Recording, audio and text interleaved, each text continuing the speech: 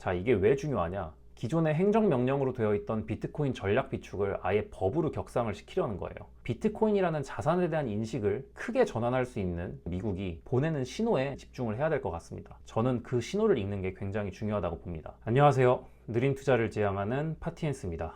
이틀 전인 2026년 5월 22일 미국 하원의원 17명이 비트코인을 미국의 전략준비자산으로 의무 보유하게 하는 법안을 발의했습니다. 자, 저희는 먼저 이걸 알아야 돼요. 미국이 비트코인을 전략자산으로 챙기겠다는 움직임 자체는 새로운 게 아닙니다. 작년 2025년에 트럼프 대통령이 행정명령에 서명을 했거든요. 전략적 비트코인 준비금을 만들겠다. 정부가 가진 비트코인 팔지 않겠다. 여기까지는 다들 아는 얘기죠. 사실 트럼프 대통령은 비트코인을 비롯한 크립토 시장에 굉장히 친화적인 인물로 알려져 있고, 실제 작년 2025년 3월에 이 행정명령을 서명했을 때 비트코인의 꽤 큰 호재로 받아들여지기도 했습니다. 하지만 행정명령에는 약점이 하나 있습니다. 행정명령이란 행정부의 수반인 대통령의 권한으로 의회 의결 없이 제정하는 규범의 일종이에요. 의회의 입법 절차를 생략할 수 있기 때문에 빠르게 집행이 가능하다는 장점이 있지만, 반대로 정권이 바뀌면 다음 대통령이 와서 똑같이 행정명령으로 없던 일로 하면 그냥 사라지는 거예요. 즉, 다음 대통령이 비트코인의 친화적인 인물이 아니라면 이 호재는 4년 천하로 끝날 수 있다는 거죠. 그렇지만 미국의 의원 중에서도 비트코인 전략 비축의 중요성을 역설하는 분들이 있었습니다. 그래서 이번에 등장한 법안이 아마라는 법안이고요. 아메리칸 리저브 모더나이제이션 액트의 약자입니다. 알래스카 지역구의 하원 의원 닉 베기치가 주도하고 공화당 의원들이 중심이 되어 발의했지만 한 명의 민주당 의원도 공동으로 참여를 했습니다. 자, 이게 왜 중요하냐?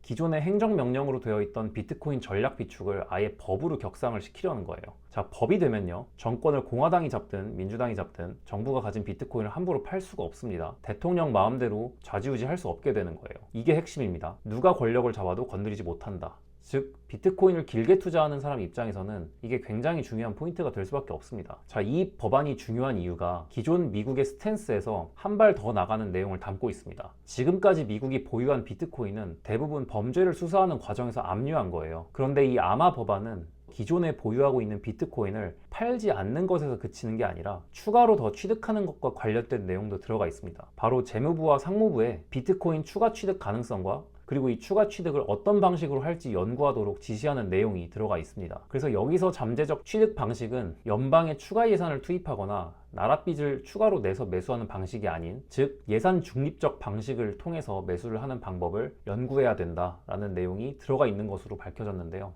여기서 잠재적 취득 방식의 후보로 언급된 내용 중 흥미로운 내용이 하나 있습니다. 바로 미국 정부가 보유한 금의 장부 가치를 재평가하는 방식인데요. 자, 요거를 조금 더 설명을 드릴게요. 미국 재무부는 어마어마한 양의 금을 보유를 하고 있습니다. 근데 이 금의 장부상 가치는 온스당 42달러로 적혀 있어요. 근데 이 가격이 1970년대에 고정이 된 거거든요. 그러니까 50년 전 가격표를 아직도 안 떼고 붙여둔 겁니다. 근데 현재 지금 2026년 기준으로 금 가격은 온스당 4,500달러 정도입니다. 즉, 이렇게 생각을 하시면 좀 쉬울 것 같아요. 50년 전에 1억을 주고 산 집을 가계부에도 아직도 1억으로 적어둔 겁니다. 근데 지금 시세는 10억이라고 가정을 할게요. 그래서 가계부를 지금 시세로 고쳐 적는 겁니다. 1억 원으로 적혀 있는 거를 10억 원으로 적는 거죠. 근데 집을 실제로 판 것도 아니고 바뀐 건 전혀 없죠. 하지만 장부상 자산이 바로 9억이 늘어났습니다. 이 아이디어의 핵심도 정확히 이겁니다. 50년 전 가격으로 적혀 있는 금 가격을 지금 가격으로 재평가해서 장부를 다시 적자는 겁니다. 그리고 그 차액으로 비트코인을 매수한다는 아이디어를 제안한 거예요. 그럼 이 차액이 어떻게 비트코인 살 돈이 되느냐를 알아야겠죠.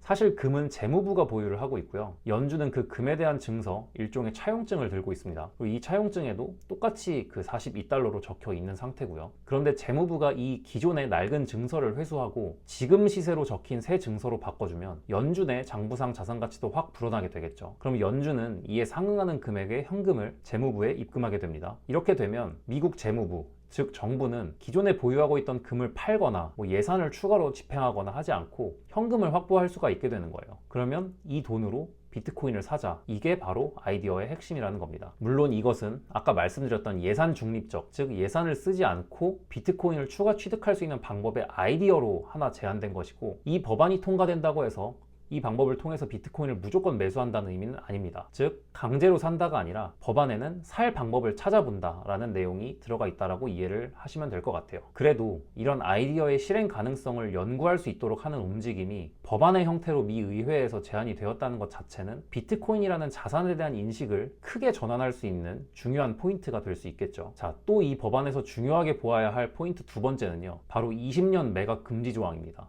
준비금에 넣은 비트코인은 최소 20년간 팔 수가 없습니다. 한 나라의 정부가 어떤 특정 자산을 20년 동안 건드리지 않고 들고 가겠다라는 내용을 법으로 규정하겠다는 게 무엇을 의미하는지 생각을 해보시면 좋을 것 같습니다. 이건 단기 트레이딩 자산을 대하는 태도가 절대 아니죠. 비트코인을 금과 같은 전략적 자산으로 대하겠다는 의미입니다. 즉 세대를 넘겨서 보유해야 하는 자산, 장기 보유 자산으로 본다는 거예요. 20년이라는 숫자 안에 그 인식이 담겨 있다라고 볼 수 있을 것 같습니다. 그리고 이 지점이 제가 이 채널에서 계속 말해온 내용과 정확하게 맞아떨어집니다. 저는 비트코인을 단타 투자 대상이 아니라 장기 투자, 가치 투자 대상으로 본다고 말씀을 계속 드려왔는데요. 이제는 미국 국회의원들이 법과 정책을 만드는 사람들이 이미 비트코인을 그렇게 보고 있다는 것이 드러났습니다. 비트코인은 장기적으로 들고 갈 가치가 있는 자산, 지정학적으로 굉장히 중요한 전략 자산이라고 인식을 하고 있는 거죠. 사실 일반인들 중에서는 비트코인 맥시멀리스트들을 제외하면 비트코인을 이렇게 진지한 장기 투자처로 접근하는 사람들은 솔직히 아직 많지는 않다고 생각을 합니다. 그런데 미국 정부와 의회는 먼저 그 방향으로 움직이고 있다는 것입니다. 물론 이게 그러니까 지금 당장 비트코인을 사라 이런 얘기는 아닙니다. 투자 조언도 아니고요. 제가 말씀드리는 것은 비트코인의 장기적 방향성이고 내일의 가격은 어떻게 될지 저도 모릅니다.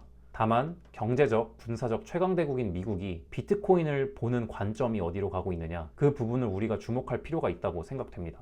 자, 정리할게요. 아마는 첫째, 비트코인 전략 비축을 법으로 못 박으려는 시도다. 정권이 바뀌어도 팔지 못하게 만들겠다라는 의지가 담겨있는 법안이고요. 둘째, 안 파는 걸 넘어서 추가 취득까지 검토한다. 셋째, 20년 장기 보유를 명시한다. 이렇게 정리할 수 있습니다. 물론 이 법안은 이제 막 발의가 된 겁니다. 실제 통과가 될지 안 될지 알 수 없고요. 실제로 통과가 된다 하더라도 통과가 되는 과정까지 갈 길은 굉장히 멉니다. 하지만 저희는 이 법안이 발의됐다는 사실 자체가 보내는 신호에 집중을 해야 될 것 같습니다. 비트코인의 장기적인 위상에 대해서요. 저는 그 신호를 읽는 게 굉장히 중요하다고 봅니다. 오늘 영상이 도움이 되셨다면 구독, 좋아요, 알림 설정 부탁드리고요. 영상에 대한 의견이 있으시다면 댓글로 언제든 남겨주시고요. 오늘도 끝까지 시청해주셔서 정말 감사합니다.